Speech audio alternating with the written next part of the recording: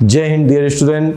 आइए फिर आज हम लोग जो है वाई ग्रुप मैथ का जो है आज थर्ड सिंपल पेपर लेके प्रेजेंट हुए हैं। त्रिशूल डिफेंस आज जो है आपका मैथ का ये थर्ड सिंपल पेपर रिप्रेजेंट कर रहा है। तो जैसे मैथ के क्वेश्चन आप पहले दो सिंपल पेपर में देख लिए हैं, उसी के आगे कंटिन्यू हम लोग करते हैं। तो जैसे ये दिया हुआ है क्वेश्चन, देखिए एकदम सिंपल सा है। द प्रोडक्ट, ये सिंपल ट्रिग्नोमेट्री का क्वेश्चन है। द प्रोडक्ट आपको दिया है cot थीटा आपको दे दिया है into cosec theta into sine theta into tan theta. ऐसे क्वेश्चन में मैंने बताया था मोस्टली वन ही आंसर होता है। और आप कर लो cot थीटा को cos theta upon sine theta लिखोगे, 1 अपान साइन थीटा हो गया। ये अगर आप लोगे तो साइन थीटा हो गया, और टेन थीटा को sine theta upon cos theta. तो देखिए यहाँ से sine theta sine theta sine theta sine theta cancel. अब देखो दो साइन था, दो sine cancel, cos theta cancel, 1 आ गया। तो ऑप्शन नंबर आपका सी होगा। ठीक, वैसे इस टाइप के क्वेश्चन मान चलिए कि 90% चांस वही होता है कि 1 ही आता है। अब हम लोग नेक्स्ट क्वेश्चन पे चलेंगे। अगला क्वेश्चन जो हमारे पास है, तो देखिए ये एकदम सिंपल सा क्वेश्चन है। If sine theta equal to cos theta and theta की वैल्यू जो है 0 से ग्रेटर है और 90 से लेस है, तो ये कब होता है? तो 45 पे होता है। और इसको अगर सॉल्व भी करना है तो sine theta equal to cos theta को हम लोग लिख सकते हैं साइन 90 माइनस थीटा।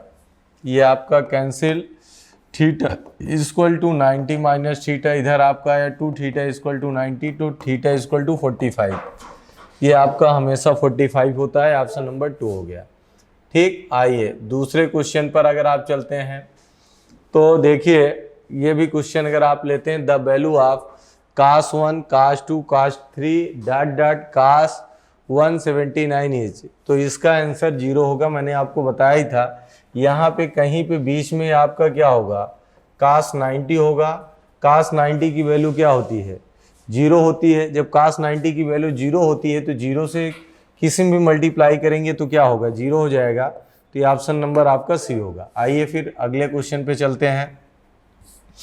अगला क्वेश्चन जैसे आपको दे दिया है, इस क्वेश्चन को अगर आप देखेंगे तब भी इसको पे भी अगर आप चलते हैं, क्वेश्चन नंबर अगर आप ले लेते हैं 4th, if sine x plus sine square x then the value of cos square plus cos की पावर 4x। इसको भी मैंने बताया था कि इस टाइप के क्वेश्चन को भी डायरेक्ट आप ओरल कर सकते हैं और आप पहले सॉल्व भी कर लो। Sine x equal to 1 minus sine square x, तो ये आपका हो गया साइन एक्स इक्वल टू क्या होता है? Cos square x. बस ये आपने ले लिया, बस काम हो गया। कास स्क्वायर एक्स की वैल्यू साइन एक्स होती है। तो यहाँ पे अगर आपने लिखा, देखिए cos square x plus cos 4x, तो इसको हम लोग लिख सकते हैं साइन एक्स और इसको लिख सकते हैं साइन स्क्वायर एक्स। तो ये इसकी वैल्यू 1 है, तो इसकी वैल्यू भी क्या होगी? 1। तो इस टाइप के क्वेश्चन मैंने यही बताया था, जो वैल्यू इसकी होती है यहाँ पे फाइंड आउट करने के बाद भी वैल्यू वही मिलती है। ठीक, आइए फिर अब नेक्स्ट क्वेश्चन, ये क्वेश्चन नंबर 4 तक हो गया। अब हम लोग 5th पे चलते हैं। अब ये क्वेश्चन देखते हैं 5th पे अगर आप चलते हैं, if the length of the shadow of pole is √3 times of the height of the pole then the angle of the elevation of the sun is. यदि किसी खंभे की छाया की लंबाई खंभे की ऊंचाई की √3 गुनी है तो उन्नयन कोण होगा। तो देखिए सिंपल, कुछ नहीं करना है, एक लाइन का क्वेश्चन है। ये खंभा हो गया और ये उसकी छाया हो गई, इसको 1 मानते हैं। ये इसका √3 गुना है तो √3 हो गया। इसको हमने थीटा ले लिया। अब टेन थीटा अगर आप लेंगे तो टेन थीटा बराबर 1 अपान अंडर √3, लंब बटे आधार परपेंडिकुलर अपान बेस, तो 1 अपान √3 की वैल्यू कितनी होती है? tan 30। तो tan 30 की वैल्यू होती है, तो ऑप्शन नंबर ए। बस ये भी क्वेश्चन आपका हो गया। चलिए फिर अगला question, question number 6, the total surface area of a sphere is 8 pi square unit the volume of the sphere. एक गोले का कुल पृष्ठीय क्षेत्रफल 8 पाई वर्ग इकाई है, तो गोले का आयतन, तो गोले का पृष्ठीय क्षेत्रफल 4 पाई आर स्क्वायर इक्वल टू 8 पाई। ये आपका पाई पाई कैंसिल, ये आपने ले लिया आर स्क्वायर इक्वल टू 2 4 2 8। ये अगर आपने ले लिया, अब गोले का आयतन अगर आप लेते हैं वॉल्यूम, तो 4/3 पाई आर क्यूब, ये आपका हो गया। तो अगर आप इसको लिखते हैं तो 4 पाई आर स्क्वायर इंटू आर, तो आर की वैल्यू अगर आप ले लेंगे तो √2, तो ये आपका हो गया बाई 3। बस यहीं से आंसर आपका ये भी मिल गया। ये आपका हो गया 4 पाई, ये है ही 2 हो गया इंटू √2 हो गया, ये आपने ले लिया, √2 भी आपने ले लिया, 4/3 अब आपका हो गया। अब यहाँ से अगर आप लेंगे तो 4 2 8 √2 पाई/3, तो ये अगर हम लोग ले लेंगे तो 8√2 पाई/3, यहाँ पे जो 5 है ये आपका 3 होगा, यही आपका आंसर ऑप्शन नंबर सी सही हो जाएगा। आइए फिर अगले क्वेश्चन पे हम लोग चलते हैं। अगले क्वेश्चन की अगर बात करते हैं तो देखिए अगला क्वेश्चन है हम लोगों का, the surface area of sphere is 646 centimetre square. The volume of sphere would be, एक गोले का पृष्ठीय क्षेत्रफल, ठीक, पृष्ठीय क्षेत्रफल आपका है तो वही 4 पाई आर स्क्वायर इक्वल टू 4646 आप ले लेंगे। तो जब ये आपने ले लिया तो यहाँ पे आपका हो गया 4 × 22/7 into r square equal to 4646, ये आपका हो गया। अब इसको अगर आप पहले 2 से 4 से काट दीजिए, अगर कटता है तो 4 से तो नहीं कटेगा, 2 से काट देते हैं, 3 हो गया, 2 हो गया और 3 हो गया। अब इसको हम लोग फिर से काटते हैं। अब इसको अगर आप लोगे 11 से काट के देखिए, 11 दूनी 22 आपका हो गया। अब इसको अगर आप लेते हैं 11 दूनी 22 आपका होगा। इसमें मुझे जहाँ तक लग रहा है कि डिजिट कहीं ना कहीं गलत हुई है, क्योंकि आप इसको देख लीजिए, क्यों ये आपका स्क्वायर, परफेक्ट स्क्वायर में ये बनना चाहिए, तो परफेक्ट स्क्वायर में ये बन नहीं रहा है। तो इसको हम लोग देख लेते हैं फिर से। जैसे आपको दिया है गोले का पृष्ठीय क्षेत्रफल, तो गोले का पृष्ठीय क्षेत्रफल 4 पाई आर स्क्वायर यही होता है, ये आपने ले लिया। गोले का पृष्ठीय क्षेत्रफल 4 पाई आर स्क्वायर हो गया, इक्वल टू 646 दिया है, 646 दिया है।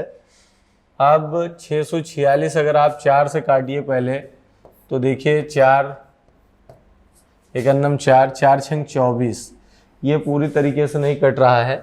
तो इसमें डिजिट को आपको थोड़ा सा ध्यान देना है। हमें लगता है ये अगर आप लेंगे तो 446 नहीं, ये 464 होगा, ठीक, संभवतः ये 464 होगा। हम इसको करके देख लेते हैं। 4 पाई आर स्क्वायर 464 अगर आपने ले लिया तो 4 से काटा 4 4 4 6 24, ये हो गया।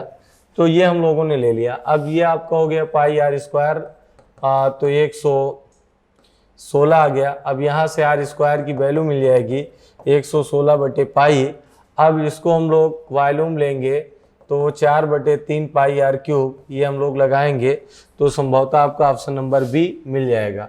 देखिए फिर आइए अगले क्वेश्चन पे हम लोग चलते हैं।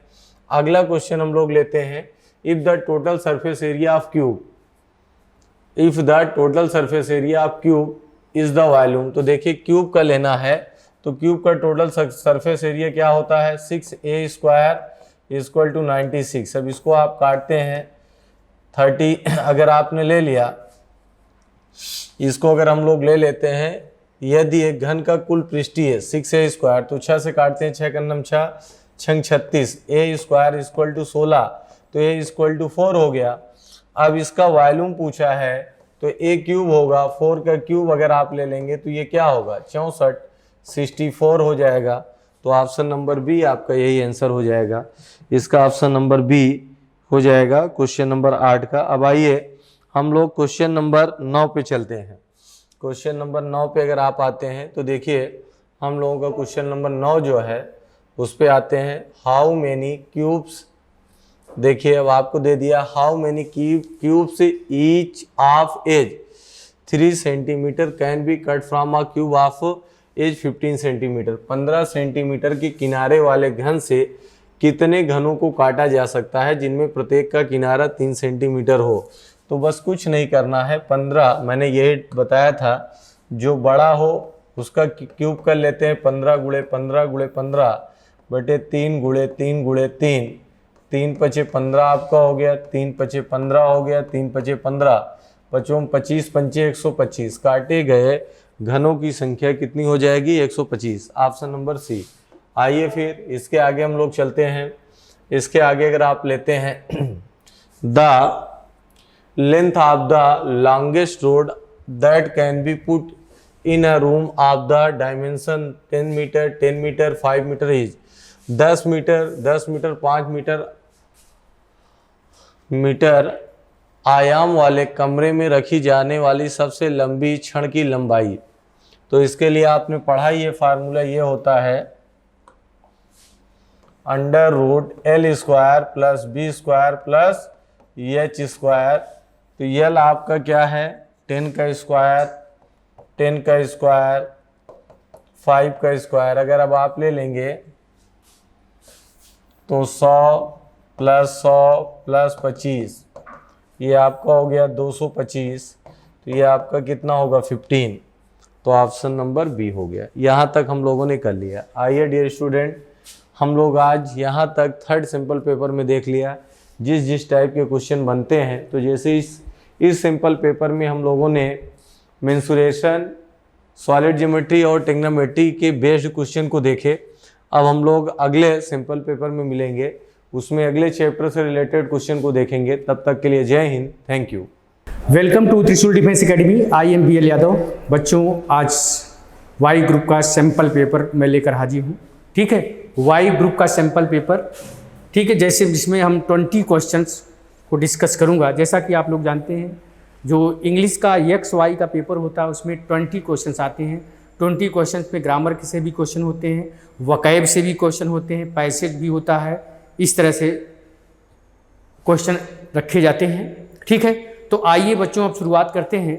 तो पहला जो सेक्शन है वो हमारा किसका है, सिनोनिम्स का है। पहला सेक्शन किसका है, सिनोनिम्स का है।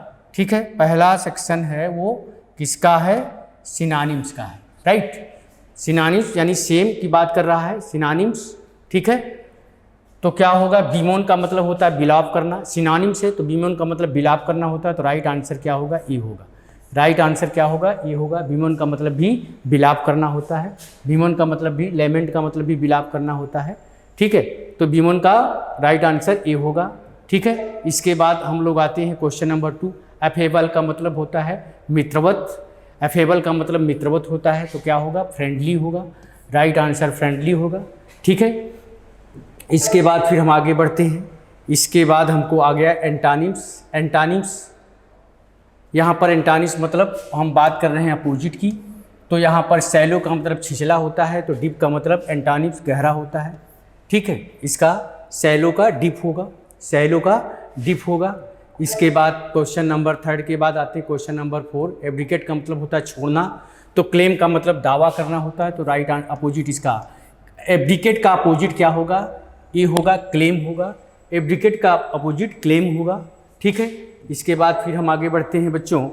तो नेक्स्ट क्वेश्चन आता है यहाँ पर, वन वर्ड सब्स्टिट्यूशंस। क्या है, custom of having many wifes, जो कई पत्नियों को रखता है उसको क्या कहा जाता है, जो बहुत सारी पत्नियों को रखता है उसको कहा जाता है पॉलीगोमी। पॉलीगेमी का कहा जाता है, पॉलीगोमी होगा। राइट आंसर सी होगा। राइट आंसर सी होगा आपका। ठीक है, राइट आंसर आपका क्या होगा, सी होगा।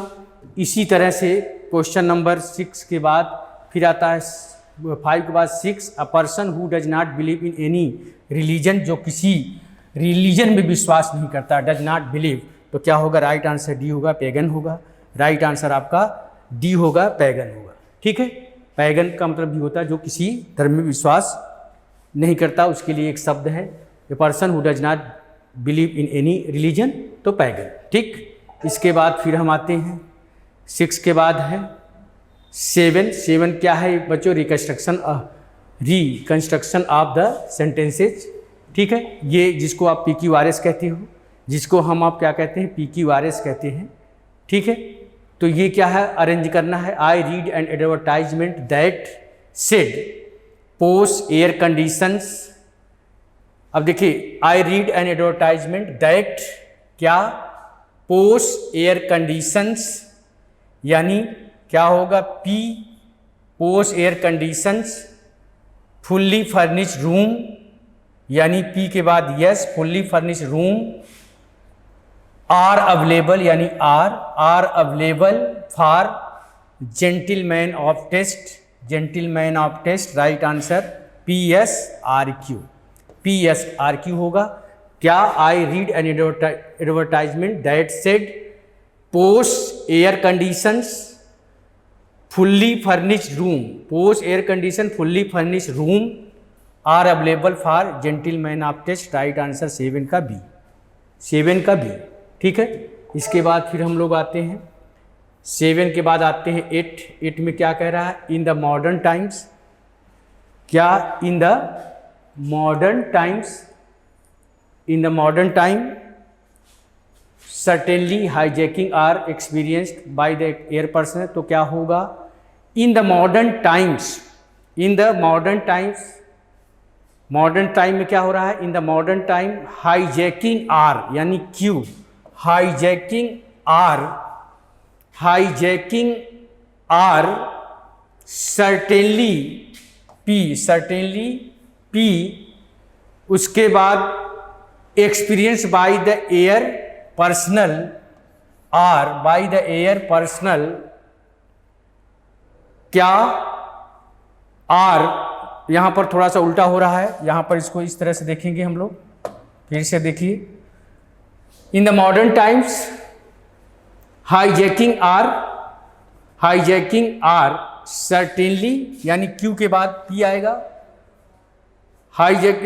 In the modern time hijacking are certainly the most cruel form of horror, S, यानी यस होगा, S experience by the air personnel, यानी आर, तो QPSR राइट आंसर डी होगा, इसका भी QPSR होगा।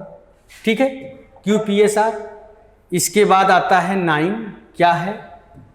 Leave one to sink or swim, का मतलब क्या होगा? नॉट टू हेल्प वन, किसी की सहायता न करना, ये इडियम्स एंड फ्रेजेज है, तो राइट आंसर डी होगा, नॉट टू हेल्प वन। ठीक है, इसके बाद फिर आता है question number 2, to be old as the hills. To be old as the hills का मतलब होता है टू बी वेरी एंशियंट, बहुत पुराना, यानी राइट आंसर ए होगा। इस इडियम्स का मतलब क्या होगा? ए होगा, टू बी वेरी एंशियंट होगा। ठीक है, इसके बाद फिर हम आगे बढ़ते हैं, फिर हमने बढ़ा क्या? फुलफिल। अब देखिए ये क्या है? ये आपका क्या है? ये है स्पेलिंग टेस्ट है। स्पेलिंग टेस्ट के लिए भी आपका आता है, आप लोगों को पता होगा, स्पेलिंग टेस्ट के लिए भी आता है। ठीक है, तो स्पेलिंग टेस्ट के लिए क्या होगा? इसका फुलफिल की स्पेलिंग ये होती है, राइट आंसर सी होगा, राइट आंसर सी होगा। ठीक है, इसके बाद 12 है मैथमेटिक्स, तो मैथमेटिक्स MATHEMATICS, राइट आंसर क्या होगा? डी होगा, राइट आंसर क्या होगा? डी होगा। बोलिए मैथमेटिक्स तो क्या होता है? MATHEMATICS, मैथमेटिक्स, राइट आंसर आपका डी होगा, MATHEMATICS। ठीक, डी होगा। इसके बाद फिर हम लोग आगे बढ़ते हैं, active and passive voice. Active and passive voice क्या है? Who is creating this mess, who is creating this mess, तो तो हु वाले केस में जनरली बाई होम से बनता है, तो क्या होना चाहिए इसका, क्या होगा, by whom is this mess being created, ये होना चाहिए। तो कौन सा आंसर होगा, by whom is this mess being created. By whom के बाद ऑक्सिलरी वर्ब आएगा, तो by whom is this mess, right, by whom is this mess being created, यानी by whom is, right answer D, right answer D होगा, ठीक है, right answer D. इसके बाद 13 के बाद आता है 14 number, I saw him leaving the house, I saw him leaving the house, तो क्या होगा, ही वाज सीन। अब हैड तो आएगा नहीं, इसलिए ये गलत है। Leaving the house he was, ये होगा नहीं। He was seen leaving the house by me, और he was seen to be leaving to be, I saw him leaving the house, तो क्या होगा, he was seen leaving the house by me, right answer इसका भी D होगा, ये भी नहीं हो पाएगा, राइट आंसर इसका क्या होगा, डी होगा, ठीक है, डी होगा। इस तरह से फिर हम आगे बढ़ते हैं, तो क्या मिला, नरेशन, नरेशन क्या है, ही सेड आई सा अ बुक हियर, तो क्या होगा, ही सेड, अब क्या बनेगा, ही सेड, दैट से जुड़ेगा, दैट आई जो है इसके अनुसार बदलेगा, ही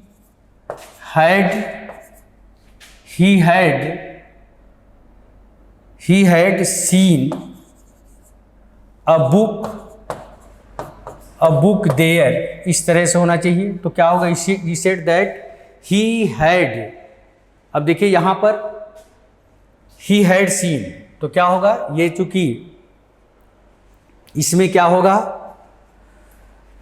आपको ही सेड दैट ही सा तो होगा नहीं, गलत, ही सेड दैट ही सा, ये भी गलत, ही said that he had seen a book here, उसके बाद कह रहा ही said that he had seen a book, बोलिए। तो यहां पर देखिएगा, ध्यान दीजिएगा थोड़ा सा। अब इसमें चूंकि ये आपका पास्ट इंडिफिनिट है, अब देखिए ये क्या है, पास्ट इंडिफिनिट है, तो नरेशन बनाते समय पास्ट इंडिफिनिट किस में बदलेगा, पास्ट इंडिफिनिट जो होता है, जैसे प्रेजेंट इंडिफिनिट पास्ट में बदलता है, तो पास्ट इंडिफिनिट पास्ट परफेक्ट में बदलता है, तो क्या होगा, he said that he had seen a book there, right answer D हो, राइट आंसर डी, ठीक है, ठीक, सीन अ बुक देयर, ठीक।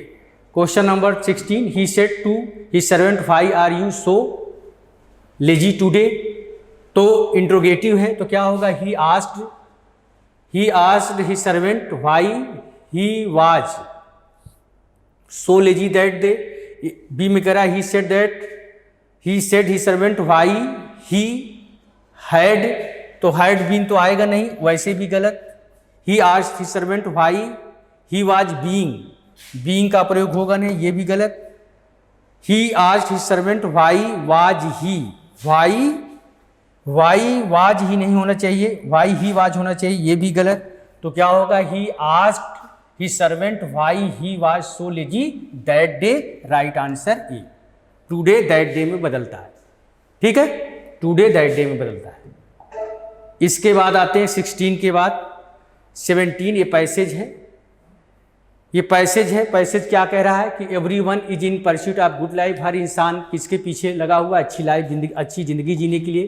But what exactly constitute a good life, लेकिन वास्तव में अच्छी लाइफ के घटक क्या होते हैं, लग्जरी ड्रीमिंग का मतलब सज्जो सामान, लग्जरी ड्रीमिंग का मतलब सज्जो सामान, बिग मनी ज़्यादा पैसा, स्नैजिंग का मतलब स्टाइलिश, क्यूबिकल्स मतलब स्टाइलिश सामान, फैंसी डुप्लेक्स 2 मंजिला मकान, डिजाइनर किए हुए कपड़े, एंड डिजायरेबल लाइफ स्टाइल या desirable life style, all make one happy for a while, ये चीज़ें हमको कुछ समय तक खुश रख सकती हैं, but are they insurance of a happy and fulfilling life in the long time, लेकिन क्या ये सब चीज़ें हमको ज़्यादा दिन तक खुश रख सकती हैं, ये कह रहा एक्सपर्ट की रिपोर्ट कहती है, expert report that people who enjoy close tie with friend, expert की रिपोर्ट कहती है कि people who enjoy close tie with friend, जो अपने मित्रों के करीब रहते हैं, एंड फैमिली और परिवार के करीब रहते हैं, are happier and have fewer health problem, और वो ज़्यादा खुश रहते हैं और उनको हेल्थ की समस्याएं बहुत कम होती हैं, देन दोज हु डोंट, जो ऐसा नहीं करते हैं, these people are more resilient to the stress of our time, ये लोग बहुत कम समय तक क्या रहते हैं, तनाव में रहते हैं, and cope with hurdle in their way, और इसको क्या करते हैं, cope with hurdle in their way in a far better way, और इसको अच्छी तरीके से क्या कर लेते हैं, इस कठिनाई से मुक्ति पा लेते हैं। इन शॉर्ट, अगर हम संक्षिप्त में कहें, इन शॉर्ट संक्षिप्त में कहें, happiness and good life isn't just about material possession, मतलब जो खुशी है और अच्छी लाइफ है वो सिर्फ मटेरियल पोजेशन नहीं है, सिर्फ मटेरियल पोजेशंस नहीं है। A recent research at Washington University, एक रिसर्च वाशिंगटन यूनिवर्सिटी की कहती है, Stephen Lewis also indicate, Stephen Lewis जो है वो क्या है, अ रिसेंट रिसर्च, एक हाल ही में रिसर्च हुई एट वाशिंगटन यूनिवर्सिटी में, स्टीफन लुइस ने क्या किया, आल्सो इंडिकेट द सेम, वो भी इसी चीज को इंडिकेट किए, based on years of research, कई सालों की रिसर्च के बाद the expert came to the same conclusion, वो भी इसी कंक्लूजन पर पहुंचे कि happiness isn't about money or success, प्रसन्नता सिर्फ मनी या सक्सेस नहीं है, what is at all about, तब क्या है, फिर ये आगे कहते हैं तब क्या है। इसके बाद a house wife from Calcutta says, एक हाउस वाइफ है जो कि कलकत्ता की रहने वाली है, वो पीपुल कंप्लेन, वो कहती है कि लोग कंप्लेन करते हैं अबाउट द ट्रैफिक के बारे में, एंड द क्लॉगेड ड्रेन का मतलब जो नालियां पानी से जमा हो जाती, पानी से भर जाती हैं, बट लेकिन फॉर प्योरिंग रेन, जब मूसलाधार बारिश होती है, is just beautiful to watch, उसको देखकर लेकिन लोग खुश होते हैं। इट लिफ्ट्स माई मूड, ये हमारे मूड को क्या कर देती है, बदल देती है। It lifts my mood. You may think, तुम सोच सकते हो, this is a momentary pleasure, ये मोमेंटरी प्लेजर है, मतलब महिलाओं से मिलने वाली खुशी है, but it is these small things, लेकिन ये सब छोटी चीजें, that make people most happy, जो लोगों को ज्यादा खुश रखती हैं। Material possession are the only route to happiness, isn't material possessions aren't the only route to happiness, material जो पोजेशन है यानी भौतिक जो सुख है वो खुशी का रास्ता नहीं है। Life is a skill, life एक स्किल है, and like any other skill, और दूसरी स्किल की तरह, once you know the ground rules, अगर तुम इसके रूल को समझ जाते हो, and make time to practise, और ज्यादा समय तक प्रैक्टिस करते हो, यू कैन गेट बेटर, तुम अच्छा कर सकते हो। One has to engage in his life, इसलिए हर इंसान को अपने लाइफ में बिजी रहना चाहिए, एंड लिव इट फुल्ली, और उसको पूरी तरह से जीना चाहिए। When you near the end, जब तुम मृत्यु के करीब पहुंचो, यानी जब अंत के करीब पहुंचो, you shouldn't be left with regret, तब तुमको खेद नहीं होना चाहिए, of a life half lived, कि हमने जीवन को आधा जिया, मतलब जब आप मरने के करीब पहुंचो तब तुमको ये दुख नहीं होना चाहिए कि हमने जीवन को आधा जिया, ये कहने का मतलब है। ठीक है, तो अब ये पैसेज है, पैसेज के बाद फिर हम क्वेश्चन पर आते हैं। तो क्वेश्चन क्या कहता है, ध्यान से देखें। According to passage in the present time what a man is in search of, ये क्वेश्चन है। तो क्वेश्चन का इसका जो आंसर होगा वो क्या होगा, a level of good life. इसी के पीछे तो लोग लगे हैं, a level of good life, right answer B, right answer B, a level of good life. ठीक है, a level of good life. इसके बाद फिर आते हैं हम लोग happiness as in the passage isn't, happiness as in the passage isn't all about material possession, right answer इसका भी बी है, राइट आंसर इसका भी बी है, all about material possessions, right. इसके बाद आता है 18 के बाद 19, क्या, the author of the passage calls the life, the author of the passage calls the life, जो ऑथर है, the author of the passage calls the life, life को किस तरह से कहता है, a busy schedule, a skill to be known to live, to engage and live, to be in material possession. तो क्या है, a skill to be known to live, a skill to be known to live, right answer इसका भी B है, इसका भी B है। ठीक है। इसके बाद आता है क्वेश्चन नंबर 19 के बाद 20 क्या है, the synonyms of the word snazzy. Snazzy का मतलब पूछ रहा है, सिनोनिम्स पूछ रहा है, तो स्नैजी का सिनोनिम्स स्टाइलिश होगा। Right answer D, stylish. ठीक है बच्चों, तो इस तरह से क्वेश्चंस आपके एग्जाम्स में पूछे जाते हैं। ठीक है, तो इस तरह से सैंपल पेपर बच्चों मैं लेकर आता रहूंगा। ठीक है, तो आज मैं यहीं तक रखूंगा। जय हिंद। जय हिंद बच्चों, मैं दीपक पांडे आप सभी लोगों का त्रिशूल डिफेंस एकेडमी के ऑनलाइन चैनल पे वेलकम एवं स्वागत करता हूं। जैसे कि अग्निवीर वायु अदर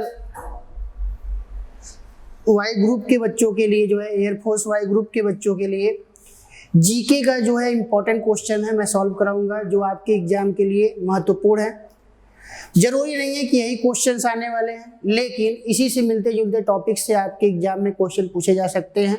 तो ऐसे टॉपिक को आप क्या करना है, ध्यान में आपको रखना है। तो चलिए स्टार्ट करते हैं। फर्स्ट क्वेश्चन, फर्स्ट क्वेश्चन पे अगर आप आएंगे तो आपके सामने डिजिटल बोर्ड पे फर्स्ट क्वेश्चन दिख रहा है और क्वेश्चन कह रहा है, फर्स्ट क्वेश्चन कह रहा है India Jwala Gupta and Ashwani Ponnappa play which among the following wing sports. Bharat की ज्वाला गुप्ता और अश्वनी पोनप्पा निम्नलिखित में से कौन से खेल से संबंधित हैं। कहने का मतलब ये कह रहा है कि ज्वाला गुप्ता और अश्वनी पोनप्पा का जो है संबंध कौन से स्पोर्ट्स से है। ऑप्शन ए है बैडमिंटन, ऑप्शन बी है टेबल टेनिस, ऑप्शन सी है lawn tennis and D option है नन ऑफ देम, या इनमें से कोई नहीं। तो देखिए बच्चों, अगर ज्वाला गुप्ता और अश्वनी पोनप्पा के बारे में अगर आप आएंगे तो इनका संबंध जो है बैडमिंटन से है। किससे है? बैडमिंटन गेम से है। इस प्रकार क्वेश्चन नंबर 1 का ए ऑप्शन सही होगा। क्वेश्चन नंबर 1 का ए ऑप्शन बच्चों सही होगा। ज्वाला गुप्ता और अश्वनी पोनप्पा का संबंध जो है बैडमिंटन गेम से है, और इन्होंने बैडमिंटन के सेक्टर में इंडिया में बहुत ही अच्छा रोल प्ले किया है, और ये बहुत अच्छी बैडमिंटन की क्या है, प्लेयर है, खिलाड़ी हैं।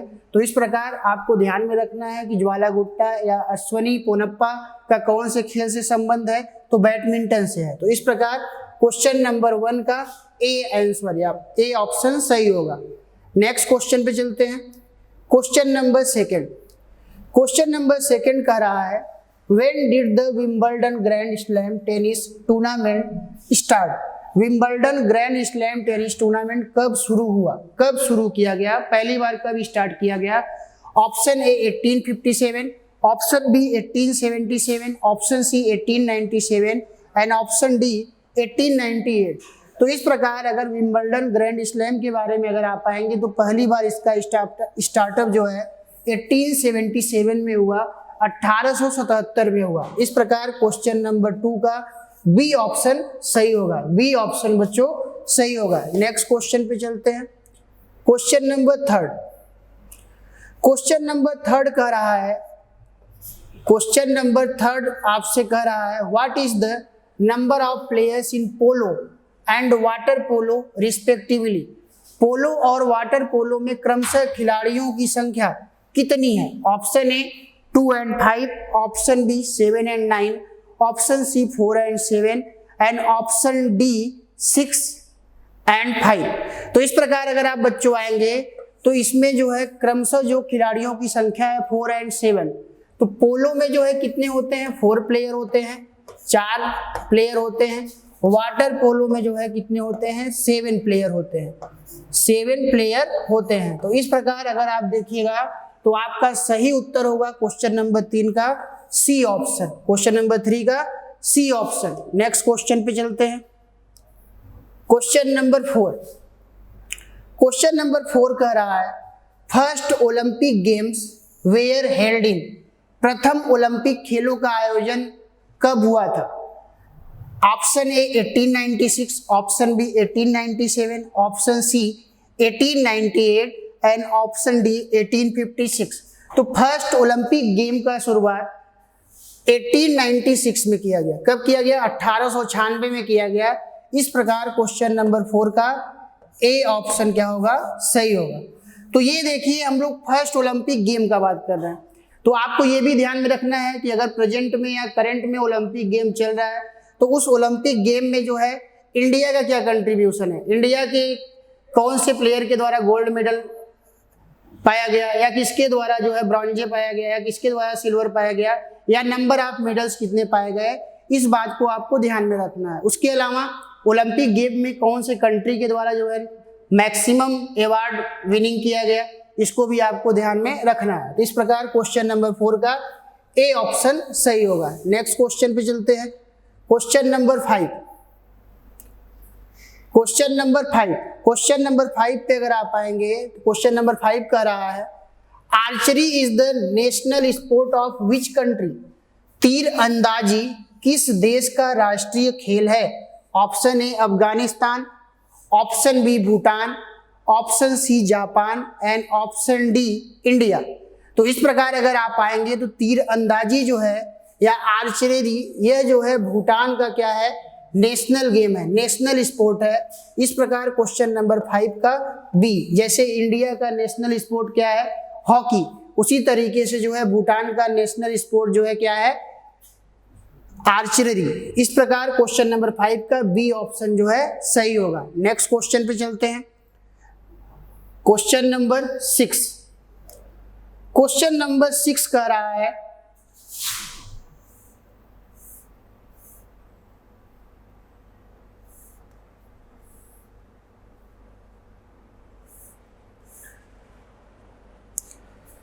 क्वेश्चन नंबर 6 कह रहा है Pulitzer prize is awarded for the outstanding work in the field of.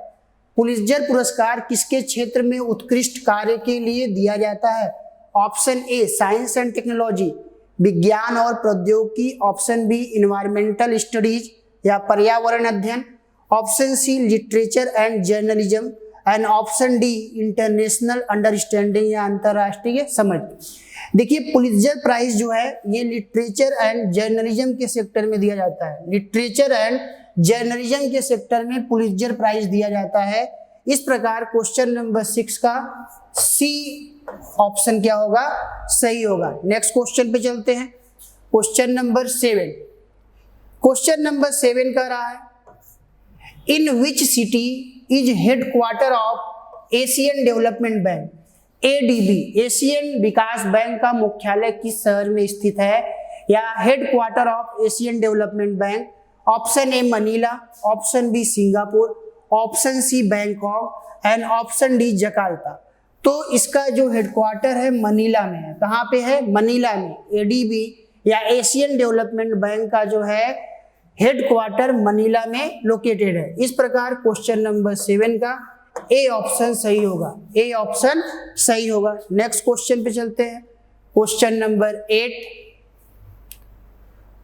Question number 8 most important question है, बहुत जो है एग्जामों में क्या किया जाता है, हर प्रकार के एग्जाम में पूछा जाता है। तो पूछ रहा है कि सत्यमेव जयते is borrowed from which of the following.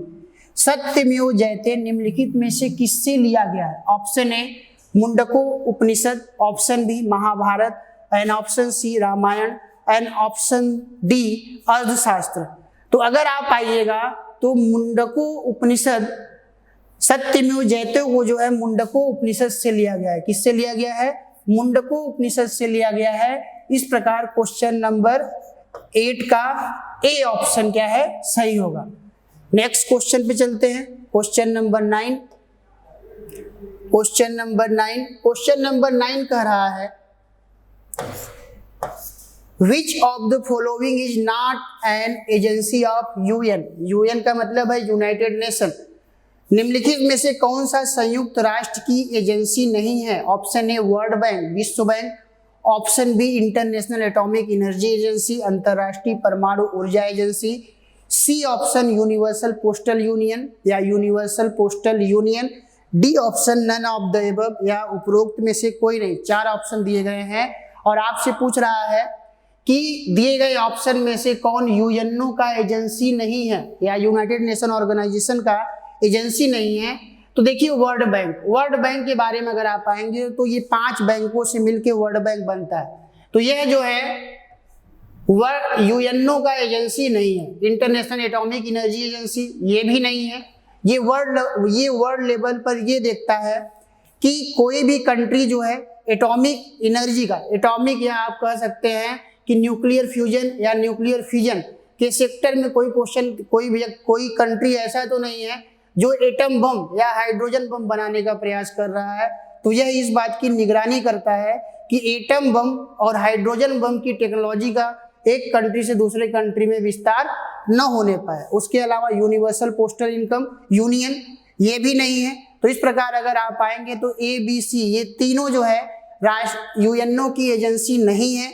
तो इस प्रकार डी ऑप्शन क्या होगा, सही होगा, नन ऑफ द एबव। तो इस प्रकार क्वेश्चन नंबर 9 का डी ऑप्शन क्या होगा, सही होगा। नेक्स्ट क्वेश्चन पे चलते हैं, क्वेश्चन नंबर 10। क्वेश्चन नंबर 10 और आज का लास्ट क्वेश्चन बच्चों, क्वेश्चन नंबर 10 आज का लास्ट क्वेश्चन पूछ रहा है मनरेगा स्टैंड्स फॉर, मनरेगा का अर्थ है, ऑप्शन ए महात्मा गांधी नेशनल रेवेन्यू, तो रेवेन्यू नहीं है, ये गलत हो गया, ये ऑप्शन नहीं होगा। ऑप्शन बी महाराजा नेशनल रेवेन्यू, ये भी नहीं होगा, तो बी ऑप्शन भी हट गया। इस प्रकार सी ऑप्शन पे अगर आप आएंगे Mahatma Gandhi National Rural Employment Guarantee Act, D option पढ़ते हैं महात्मा गांधी नेशनल रॉयल, ये रॉयल नहीं होगा, ये गलत दिया है। तो इस प्रकार अगर आप आएंगे तो सी ऑप्शन क्या होगा, सही होगा।